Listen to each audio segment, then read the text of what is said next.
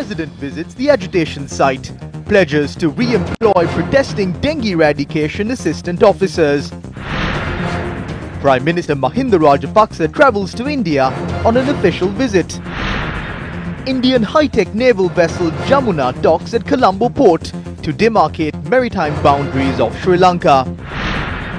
Sunil Andunetti reappointed to head COPE. Government of Good Governance spend over 2.8 billion rupees to purchase vehicles for ministers and ministries. Minister Johnston makes revelation in Parliament. Ranjan's voice recordings sent to the government analyst. Party leaders agree to release certain voice recordings after removing profanity. Good evening and welcome to Primetime News. I'm Sandaru Ferdinando. And I'm Bandin Chai Singh. A very good evening to you. Let's now take a look at your local news. Assistant officers of the Health Ministry's National Dengue Control Unit called off their protest following an assurance given by President Gotabaya Rajapaksa to award them jobs under the government special recruitment program. The assistant officers, who had been staging protests frequently, began a demonstration at the agitation site near the Presidential Secretariat this morning as well. Among their demands were to reinstate them in service and to grant them retirement allowances. President Gotabaya Rajapaksa met with the protesters this afternoon.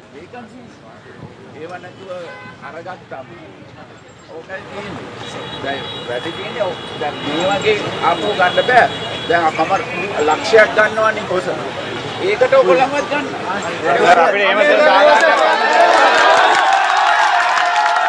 protesters dispersed following the statement made by the President.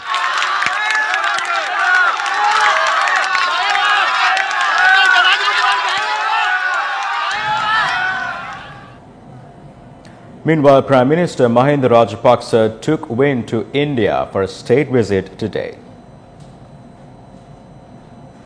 The Prime Minister undertook his first state visit since being appointed to the post upon an invitation extended by Indian Prime Minister Narendra Modi. He will remain in India until the 11th of this month. During his stay, the Premier will hold bilateral talks with his Indian counterpart Narendra Modi, Indian President Ramnath Kovind, Indian Foreign Affairs Minister Subramaniam Jaishankar and several other officials of the Indian government. The discussions are expected to revolve around matters concerning trade, development, security, culture and tourism. The Prime Minister's office said that talks are also expected to be held on strengthening tripartite cooperation on security, maritime security and naval security between Sri Lanka, India and the Maldives. Prime Minister Rajapaksa is also expected to pay homage to several religious places of worship in Varanasi, Sarnath, Bodh Gaya and Tirupati. Indian naval ship Jamuna arrived at the Colombo port yesterday to carry out a hydrographic survey in Sri Lanka's waters. The Jamuna vessel, which had been carrying out monitoring and surveying activities in the Indian Ocean, arrived in the country to conduct a mapping project in Sri Lankan waters. The ship, which is 86 meters in length and has a displacement of 1,929 tons, was commissioned into the Indian Naval Service on the 31st of August 1991. The vessel, which travels at a speed between 16 to 26 nautical miles per hour, comprises of 16 senior naval officers and a crew of 160 members. One of our major drawbacks is that the maritime region of Sri Lanka has not been mapped recently. Therefore, we have been mapping Sri Lanka's territorial waters with the cooperation of the Indian Naval Hydrographic Department since 2017. We have begun drawing an electronic map. We hope to sell this to other commercial ships and generate revenue to the country. The Navy said that the Indian vessel has not been granted permission to survey areas which are important to Sri Lanka in terms of security and economy. We haven't given room to map economic and strategic locations. What is vital is the data of the water near Sri Lanka and their locations. We will not allow such activities to be carried out at important locations such as the Colombo Harbour, Galle Harbour and Hambantota Harbour, the areas opposite the Prime Minister's official residence. We will also not allow any local entities to engage in such activities as well. This is because they are important to our national security and the security of the country's leaders. The Sri Lanka Navy and the Indian Navy will take the responsibility on behalf of the Sri Lankan and Indian governments. The vessel, which allows the landing of helicopters, will remain in the country's waters for nearly 3 months. Parliamentarian Sunil Handunnetti was reappointed as the chairman of the Committee on Public Enterprises, also known as COPE. When COPE convened today, Handunnetti's name was proposed by Ajit P. Pereira and seconded by Ashok Abe Singha. COPE comprises of 16 members. 9 of them are from the ruling party and 7 of them, including Handunnetti, represents the opposition.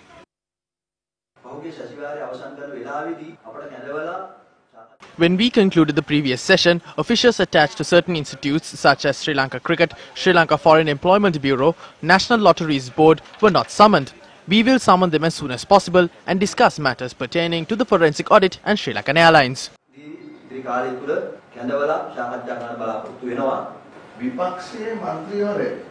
In a country that practices democracy, a member of the opposition should ideally be appointed as the chairman of the COPE. Even after the election, no matter the composition of the committee, Sunil Handunnetti should remain as the chairman of the COPE.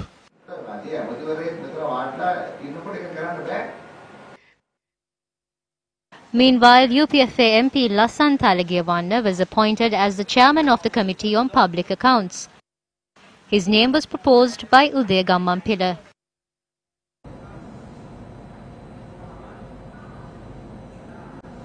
The economic advisor to the Prime Minister, former Central Bank Governor, expressed his opinion on the forensic audit report of the Central Bank bond issue at a recent press briefing. Today, the newly appointed chairman of COPE, Sunil Handunnetti, responded to what was said. A forensic audit is an examination and evaluation of an entity's or individual's financial records to derive evidence that can be used in a legal proceeding. A forensic audit is designed to focus on reconstructing past financial transactions for a specific purpose, such as concerns of fraud, which are not covered through an external or internal audit. Accordingly, on recommendations of the Presidential Commission, the Central Bank of Sri Lanka called tenders for international audit firms to conduct the forensic audit on past Treasury bond transactions. They claim that my sister, Shiromi Wickramasinghe, was employed at Perpetual Capital Holdings. She resigned from her position on the 8th of March 2015, the minute she heard about the bond scam. She has acted in an honourable manner. She has not stolen a cent. Ajit Nimad Kabra's sister, Miss Shiromi, was director of the holding the company of PTL while Ajit Nimad Kabral was the governor of the CBSA. In his response, he stated, Dr. Vijayawardena, if Nimad Kabral has disclosed it is to be monetary board, and if he had refrained himself from any dealing with the PTL, that would have been fine. But of course, I know after my retirement from the central bank, Kabral's sister was appointed chairperson of the HDFC Bank, one of the banks that needs to be regulated by the central bank and will have to be examined whether the correct governance practice had been followed by him. When the Commission of Inquiry asked W. Vijayawardena for his views on whether the failure of Ajit Nimad Kabral to disclose to the Monetary Board that his sister, Shiromi, was a director of the holding company of PTL would have been inappropriate, he replied in affirmative. You know, the very first time in the 2015 February, PTL, Perpetual Treasuries, done a first deal is the 11,303 million. They gained the profit of from that 222 million is the loss for the EPF. I see. From that deal, firstly. But same time, the Shiromi Wickramasinghe was the director of that PTL. Of the holding company. Holding company. Yeah. And the shareholder and the director of that same time, the Arjuna Aloysius was the PTL. That is the relationship. Internal conflict of interest. I think before that the HDFC Bank also, the relationship both of them, the Shiromi Wickramasinghe and the Perpetual Treasuries, because the perpetual treasuries of the brokering company of Yes. that the HDFC bank, and the brokering company is a relationship you know very well. Yeah. If you are a broker of the my part, Yeah. there may be a much more relationship. Okay, Yeah. the same happening in the after the 2015 when the appointing the Arjuna Mahendran as the chairperson of the central bank, the same issue happened. පොලිසියට තියෙනවා දැන් මේ ඔක්කොම තොරතුරු පොලිසියට හොයාගන්න පුළුවන්. පොලිසියට ගිහලා ප්‍රශ්න කරන්න පුළුවන්. එයාට බලතල තියෙනවා. You know, if I am saying that we want to go to the find these facts and figures and everything with the police statement, I mean Yeah. the police inquiry, then the police can't get these actions. You know, this is the criminal type issue. Right. How police investigation find in detail about the internal relationship. Other thing, I show some statement given by the former governor Ajit Nimad Cabral says, not need to go to the forensic audit. It is a forensic audit. It is a fraud. It is illegal. It is not the duty of the central bank and the monetary board like that. But he proposed to go to the police investigation. They stated very clearly here. They used the CID reports also. Right. So that means the police already given the evidence for the forensic audit.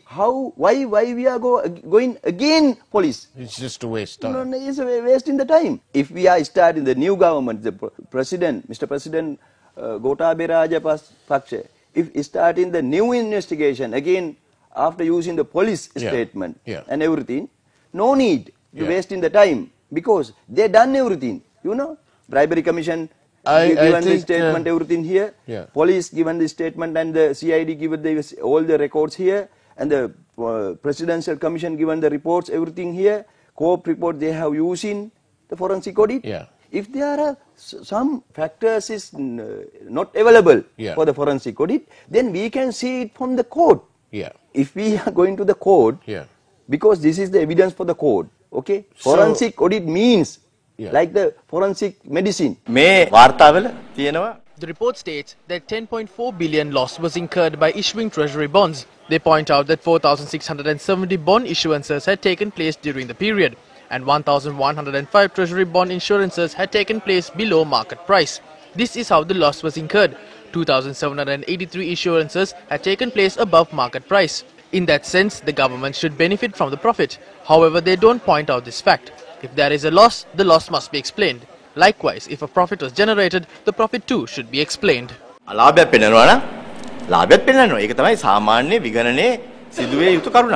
I mentioned several times, this is the crime, not a similar crime like the fraud and the pickpocket. Right. This is the white collar crime. They are using their knowledge and they are using their status, they are using everything, every power to did this crime. Right. That is why we examine what I want to say, what is the difference between the audit and the profit and loss. Right. I mean, in some institution, some company, they find their profit and loss through their final Yes, account. we have a profit and loss statement. Yeah, statement. Yeah. Then you can do your performance evaluation Based on that, yeah. based on that. Okay, but the audit is different. Audit responsibility is he is going to find what is the minimum loss. How is a loss investigation? It is not going for how they earn the low profit. Yeah. Profit. If you need the profit statement, then you can evaluate that from your performance from your records. Right. It is we can see it Right. very clearly. But in the forensic audit, it is deeply they concern about how their loss create.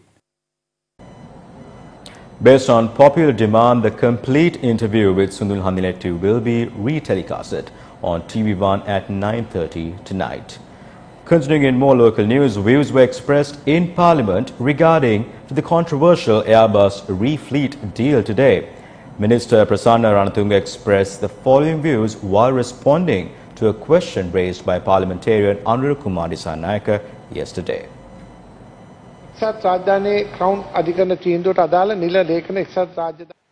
The UK Serious Fraud Office has published the documents concerning the verdict issued by the UK Crown Court.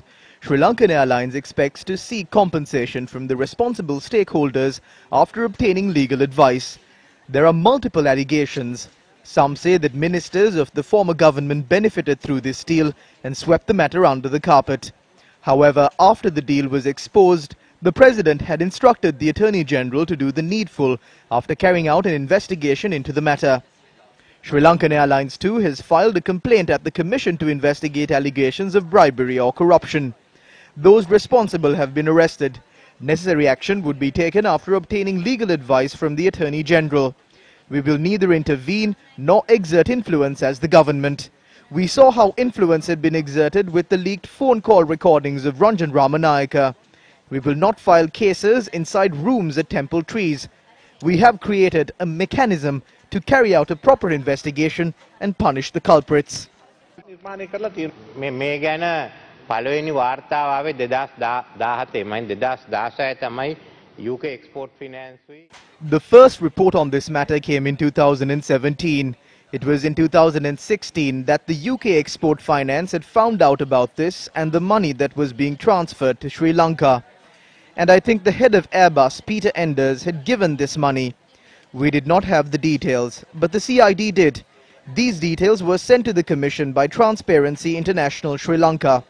We wrote to those countries in Singapore and asked them for the exact details. We found out the name of the company, but not the name of the person who it belonged to. This information was received by the Sri Lankan government on the 7th of November. We don't know about the steps that had been taken since then. You can inform us of what was done. There are two matters that we need to look into. One is, we must obtain all the information that they have at the Serious Fraud Office. This has been obtained through UK Export Finance. Thereby now, we need to look into whether we should purchase from Airbus in the future, because if there are proven allegations of bribery, we won't be able to purchase from Airbus in the future. And also we need to decide if we will be demanding for damages for the Airbuses that we have already purchased. England and the other countries had charged them billions in damages. Now we must demand our share. එංගලන්ත ඔක්කොම වන්දි අරගෙන මේ බිලියන ගත්තේ අපි වෙනුයි. අපිත් දැන් අපේ කෑල්ලක්. Chief Government Whip Johnson Fernando said that since the 8th of January 2015, the government had spent 2.8 billion rupees for the purchase of vehicles. He made this statement in Parliament today. 2.8 billion rupees is spent on vehicles by the government of good governance. 1.6 billion rupees spent on vehicles for cabinet ministers. 652 million spent on vehicles for state ministers. And 567 million rupees spent on vehicles for deputy ministers. As per the revelations made by Minister Johnston Fernando, this is how money was spent for the purchase of vehicles at various ministries under the previous government. Non-Cabinet Ministry of Digital Infrastructure and Information Technology, 2017, 2 vehicles purchased at 82.51 million rupees. Non-Cabinet Ministry of Science, Technology and Research, 2 vehicles purchased for 80.37 million rupees. Ministry of Special Area Development, 2 vehicles purchased at 110.92 million rupees. Finance Ministry, 1 vehicle purchased at 33 million rupees. The Ministry of Defence, during the years 2016, 2017 and 2019, purchased 8 vehicles for 327.47 million rupees. Ministry of National Policies, Economic Affairs, Resettlement and Rehabilitation, Northern Province Development, Vocational Training and Skills Development and Youth Affairs, in the year 2016, purchased 3 vehicles for 70.5 million rupees. Ministry of Postal Services and Muslim Religious Affairs, 2 vehicles purchased at 84 million rupees. Ministry of Justice and Prison Reforms, in the year 2016, purchased 2 vehicles for 79 million rupees. Ministry of Health, Nutrition and Indigenous Medicine, in the year 2017, purchased 2 vehicles for 79.38 million rupees. Ministry of Foreign Affairs, in the year 2017, purchased 2 vehicles for 84.05 million rupees. Ministry of Highways, Road Development and Petroleum Resources Development in the years 2016 and 2017 purchased 5 vehicles for 161.52 million rupees. Ministry of Agriculture, Rural Economic Affairs, Livestock Development, Irrigation, Fisheries and Aquatic Resources in the year 2017 purchased 4 vehicles for a sum of 162.26 million rupees. Ministry of Power, Energy and Business Development in 2016 purchased 1 vehicle for 32.20 million rupees. Ministry of Women and Child Affairs and Dry Zone Development in the year 2016 purchased 2 vehicles for 82.05 million rupees. Ministry of Lands and Parliamentary Reform in the year 2019 purchased 2 vehicles for 71.05 million rupees. Ministry of Primary Industries and Social Empowerment purchased 1 vehicle for 35 million rupees. Ministry of Education in the year 2017 purchased 2 vehicles at 80.6 million rupees. Ministry of State Administration and Disaster Management in 2016 purchased 3 vehicles for 97.08 million rupees. Ministry of Plantation Industries 2017 1 vehicle purchased at 40.41 million rupees. Ministry of Upcountry New Villages, Estate Infrastructure and Community Development in the years 2016 and 2017 purchased 5 vehicles for 198.34 million rupees. Ministry of Internal Affairs, Provincial Councils and Local Government in the year 2016 purchased 4 vehicles for 140 million rupees. Ministry of National Integration, Social Progress and Hindu Religious Affairs in 2017 purchased 3 vehicles at 115.6 million rupees.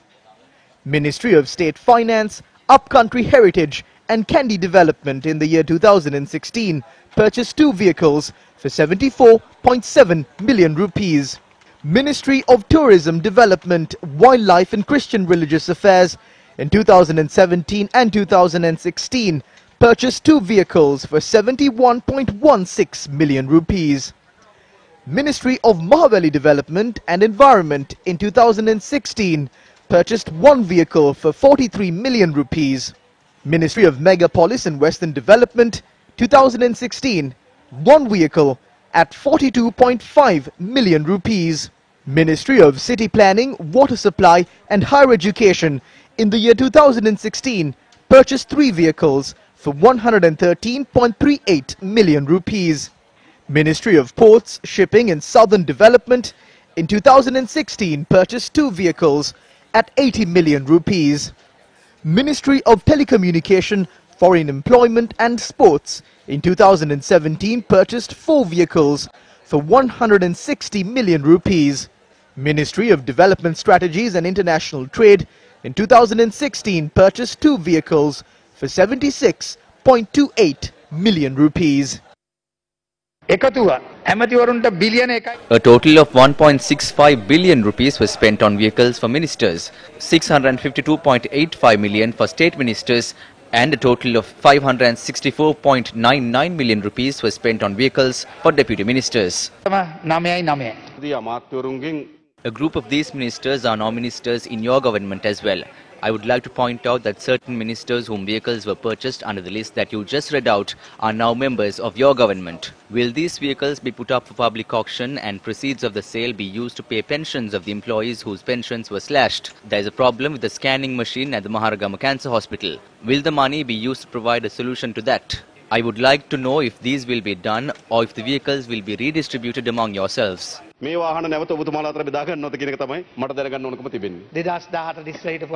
2017, some people crossed over and accepted cabinet portfolios. Things like this have happened in the past. You have been ministers and have taken up portfolios in the past. Then you too would have used vehicles. You cannot say that you did not use these vehicles.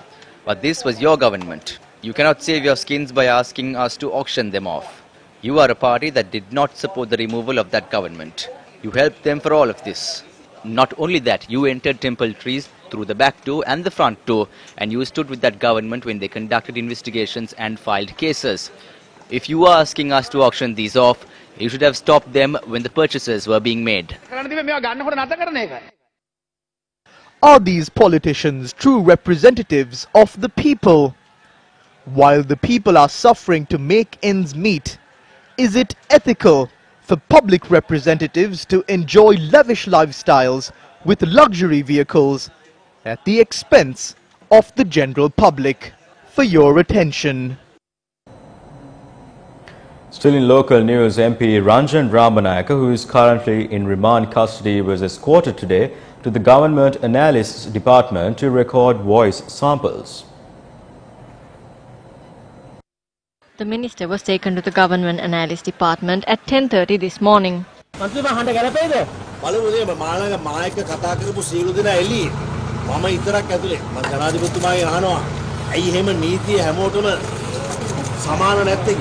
මම කරලා තියෙන්නේ කුඩු කාර්යයෙන් ඒ කුඩු නාලිකාවේ අයිති රෙනෝ මරන්න ගියා අපේ කවුද පද්මිනියන් රණවේ කුඩු තිලකේ මහත්මියගේ පුතාව. එයාට ආරක්ෂාව දුන්නේ වරදක් නෙවෙයි. මේ කුඩු කාර්යයේ නාලිකාව තමයි සේරම කරන්නේ. අන්තිමේ මම ජනතාවට කියනවා ගරුතර මා සංඝරත්නයේට කුඩු වලට විරුද්ධව කුඩු නාලිකාවට විරුද්ධව අපි එක්ක වෙමු. ඔබතුමාගේ කුඩු නාලිකාවට ඔබතුමාලා කතා කරපු සීජේ කවුද? ඔබතුමාලා කතා කරපු සීජේ කවුද? මම කවදාවත් මගේ ඔත්තු කරුවන්ව පාවා දෙන්නේ නැහැ. මම මේ සේරම කලේ හොරු අල්ලන්න හැන්සාට් එකේ සංවාද හතක් තියෙනවා. ජනාධිපතිවරු දෙන්නෙක්ගේ හඬපත තියෙනවා. කැබිනට් ඇමතිවරුන්ගේ තියෙනවා. කැබිනට් ඇමතිවරුන්ගේ නෝනාගේ හඬපතයක් තියෙනවා. වෙන රටක නම් මල්ලි මෙහෙම හොරු අල්ලන්න උත්සාහ කරා නම් මල් මාල දාලා පිළිගන්නේ. ඔබතුමාට මොකක්ද උනේ? ඔබතුමාට මොකක් හරි වැරක වැරදුනානේ. කොහෙවත් වැරදිලා නැහැ. මම කෙලින් වැඩ කරලා තියෙන්නේ.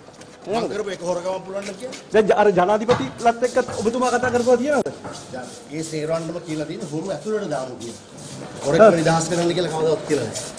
ඒ කියන්නේ මේ මහින්ද රාජපක්ෂ මහත්තයත් එක්ක කතා කරලා තියෙනවා. මහින්ද මහත්තයා එක්ක සංවාද තියෙනවා. මම දැන් එකයි දැම්මේ තාම. තව තියෙනවා පොඩ. හැන්සඩ් එක තියෙනවා මාව මං එළියේ ඉන්නේ ඔහු ඉඳලා කියලා.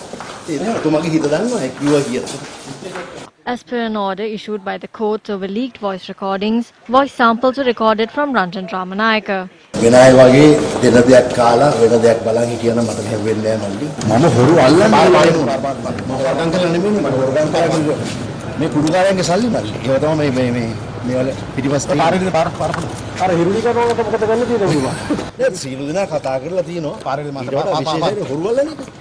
ඒකන එයා අමාරුවට වැඩි ඔබ කිසිම අමාරුවක් නෑ හොරකම් කරලා නෑ නේද බස්ස ගොඩක වැටලා තියෙන්නේ කිසිම අනාථ වෙලා තියෙන්නේ කවුද ඉරුණු ගන්නවද නෑ නෑ එයා එහෙම අනාථ වෙන්නේ නෑ ආයේ බොහොම දුරුමත් තරුණියක් එයාගේ මහත්තයා දුරුමත් ඒගොල්ලෝ බෝල නැත්නම් වල කියන සමින්දි කරන්නේ ඉතිහාසයේ විසින් මාව නිදොස් වල නිදහස් කරයි මම හැම දෙයක්ම කළේ හොරු අල්ලන්න. The parliamentarian was remanded until the 12th of this month after he was produced before the Nugegoda Magistrates Court. මම ජනතාවට කියන රෙකෝඩින් දාගන්න CCTV වලට අඩුගත වෙන්නේ. එතකොට මේ හොරු අල්ලන්න පුළුවන් ගොඩක්. හැමෝගේ ෆෝන් වල රෙකෝඩින් දාගන්න.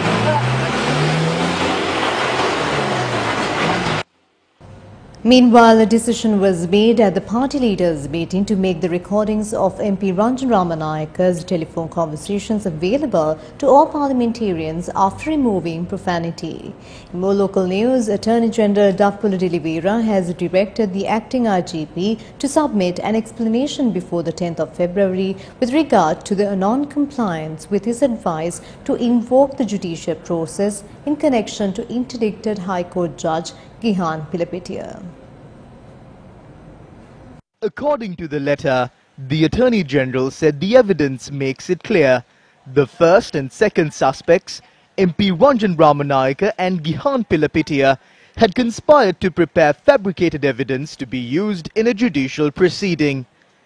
The Attorney General noted it is also clear that the suspects had discussed among themselves on refusing bail to a separate suspect and sending him into remand custody while Gihan Pilapitiya was serving as a magistrate. In addition, before interdicted High Court Judge Gihan Pilapitiya was named as a suspect, he had admitted that it was his voice in the controversial recordings when he was providing a statement to the Colombo Crimes Division.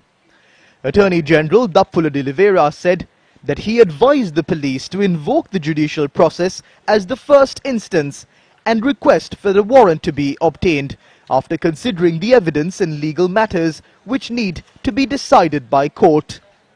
In the letter he stressed the directives were issued in accordance with Article 12(1) of the Constitution, which claims all persons are equal before the law and are entitled to the equal protection of the law. Attorney General Dappula de Oliveira has cautioned the acting IGP on the possible violation of the said article as well as Article 12(2), which claims no citizen shall be discriminated on any grounds. The Attorney General demanded the acting IGP to provide an explanation as to why the basic process of obtaining a warrant against interdicted High Court Judge Gihan Pilapitiya was not followed. Let's now take a look at some views expressed in the political arena on the alliance between the Sri Lanka Freedom Party and Sri Lanka Podujana Peramuna. Some parties are hoping to seek for joint leadership positions. There is no way to do so. We will definitely contest the parliamentary election under the symbol of the flower bud. There are no joint leaders in that. There is only one leader. Unnecessary problems will arise if we talk about factions and positions within the party. We can face the parliamentary election using the image of our leader. Those in the Sri Lanka Freedom Party can use the image of their leader in their posters. This is because we will have a problem if individuals contest using our leader's image and cross over a few years after entering parliament. There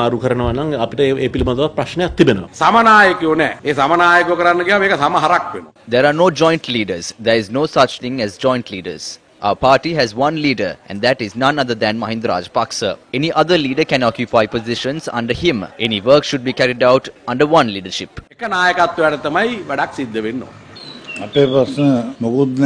Sri Lanka Freedom Party is ready for the election. We are ready to work for the victory of our alliance in a free manner without any conditions, limitations or barriers. We share the same voice with the SLPP. We neither played cricket nor did we act. What we did was politics. If politicians are placed on the top, innocent lower-rung politicians face the brunt of it. Whoever prepares the nomination list, I request that it be done in a reasonable manner by including those who have been in this party setup and are familiar with the party.